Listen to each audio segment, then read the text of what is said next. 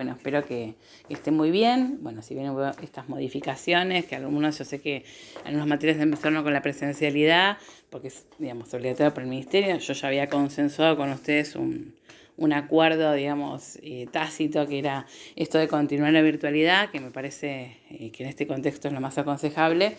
Así que, bueno, por ese motivo decidí hacer estas videoclases que me parece lo más rápido para poder acceder a un vínculo, no presencial, pero por lo menos virtual. Respecto a lo que es la clase pasada, yo les pasé un material que era de comportamiento organizacional, o sea, de fundamentos de lo que es el comportamiento de un grupo. Me basé en la teoría de Robbins, que es un autor que habla de distintas partes de una organización, definiendo el grupo como 2 o más personas, ¿no?, a la hora de realizar una determinada actividad, que puede ser formal o informal, o sea que puede tener una estructura de base o no, ¿sí?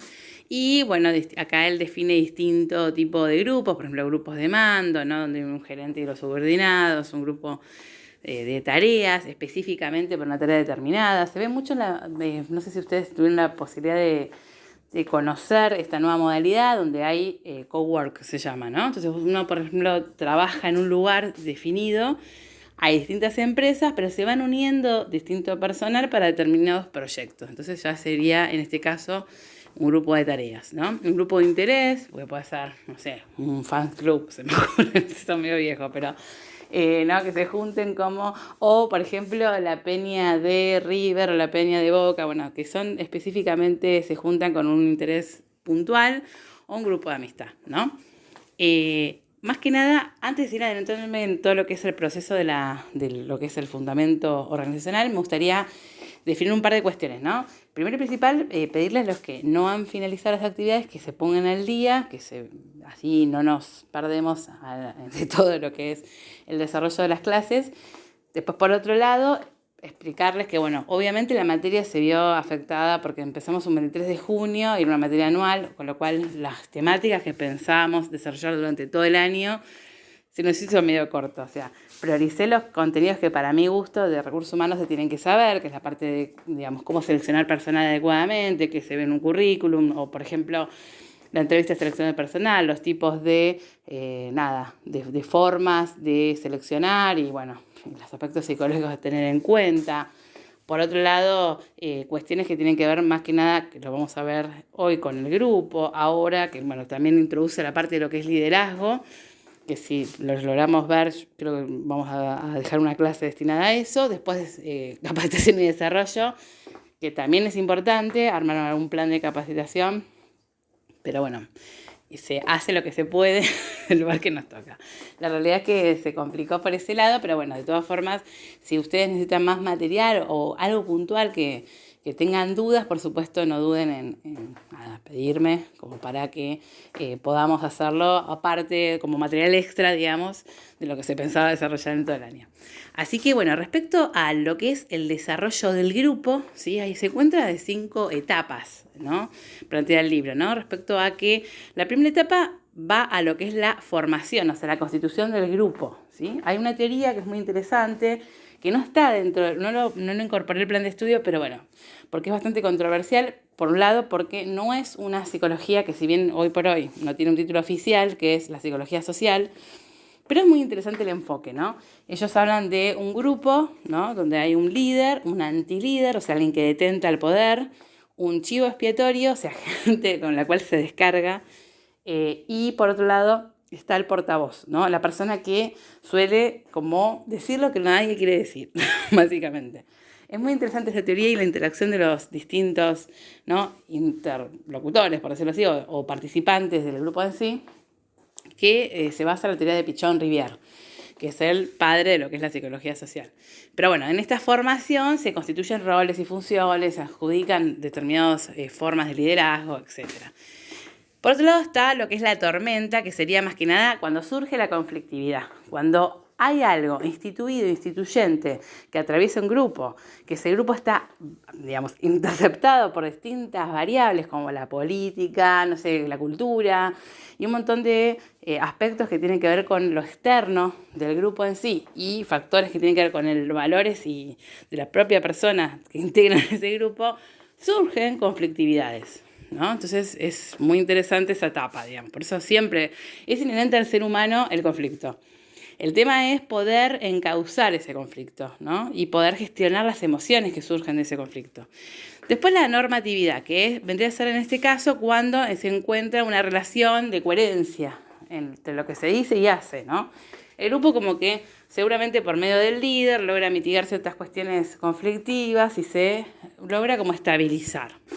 Después el desempeño, que tiene que ver más que nada con la funcionalidad, ¿no? O sea, en función de ese grupo que ya se constituye, estabiliza, se genera un orden normativo, empieza, digamos, todo lo que es el desarrollo de lo que es la función del grupo en sí. Para qué se constituyó y cuál es el objetivo a, digamos, perseguir y el resultado. Y después el movimiento, ¿no? Que sería en este caso todas las variables que van haciéndose de actividades y cómo se van sobreadaptando a distintas actividades en distintos momentos, ¿no? Respecto a lo que es el comportamiento, acá, bueno, pongo un cuadro que justamente tiene que ver el desempeño, digamos, con la satisfacción laboral, ¿no? La estructura del grupo, en esos procesos que se incorporan, alguna especie de explicación. Se incorporan tareas que desarrollan en el desempeño. El desempeño va a ser ¿qué? La evaluación, ¿no? O sea, digamos, ¿cuál es el resultado de ese grupo? Si nos sirve o no. Les va a pasar a ustedes, bueno, ustedes son muy pocos, la verdad que en el grupo en sí, digamos, de estudiantes, pero vamos a suponer que tuvieran, no sé, 30 compañeros. Entonces uno se va juntando para hacer trabajos prácticos. Uno se va viendo si es productivo o no juntarse con otros para realizar la tarea o no, ¿no? Respecto a lo que son las condiciones externas impuestas sobre el grupo, tiene que ver con esto de, bueno, cómo se va armando la estructura organizacional, ¿no? O sea, estrategia de organización va a tener que ver con la alta gerencia, pensando en una lógica piramidal, ¿no? La alta gerencia, o sea, el CEO de la empresa va definiendo distintos departamentos como para poder organizar. Después, estructuras de autoridad, que va a ser quien manda, o sea, los jefes de departamento, por ejemplo. Aprobar regulaciones formales que tienen que ver con políticas y procedimientos, recursos humanos y reglamentaciones externas como leyes, convenios colectivos de trabajo, etcétera, que van definiendo la funcionalidad del grupo.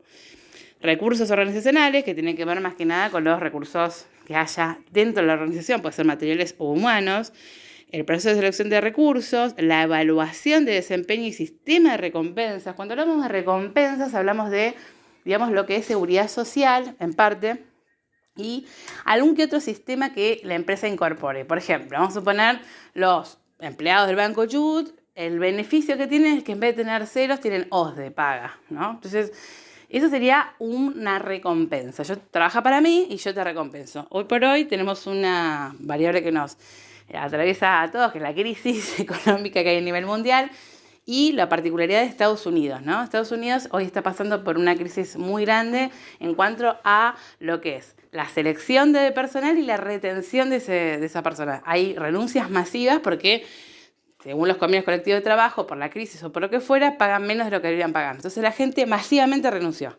Están todos con seguro de desempleo, lo cual es muy llamativo, no se encuentra personal.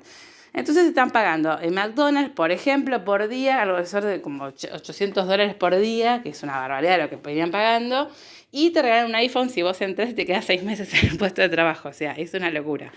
Pero en sí tiene que ver con esto, sistema de recompensas. O sea, ahora tienen que idearse todos los de recursos humanos, por tantos años que tuvieron de ajuste, la gente ha tomado esa rebelión por un cierto hartazgo, y ahora tienen esta dificultad, lo cual genera migraciones de gente de países de Sudamérica o distintos lados del mundo para poder equiparar o poder tomar personal. Así que imagínense todo esto lo que genera a nivel social y económico. Después la cultura organizacional, ¿no? Los usos y costumbres. Cuando hablamos de cultura hablamos de eso, ¿no? Entonces, por ejemplo, ¿qué es lo que puede ocurrir? Cuando uno selecciona personal, creo que lo habíamos mencionado, sí o sí tiene que buscar a alguien que, digamos, pueda hacer, puede encajar, por decir la palabra, pero no se me ocurre otra, dentro de lo que es la cultura organizacional. O sea, sí o sí tiene que ser alguien que tenga la capacidad de lidiar con la particularidad del grupo y que tenga que ver con la misión visión y valores de la organización en sí y del jefe. El ambiente de trabajo es fundamental, o sea, el clima laboral. Por ese motivo tiene que ser alguien que encaje con esa cultura, que pueda ser ameno, ¿no? Y que de repente esa persona no genere tantas conflictividades externas, porque eso puede generar muchas rispideces en el grupo y obviamente afectar el desempeño.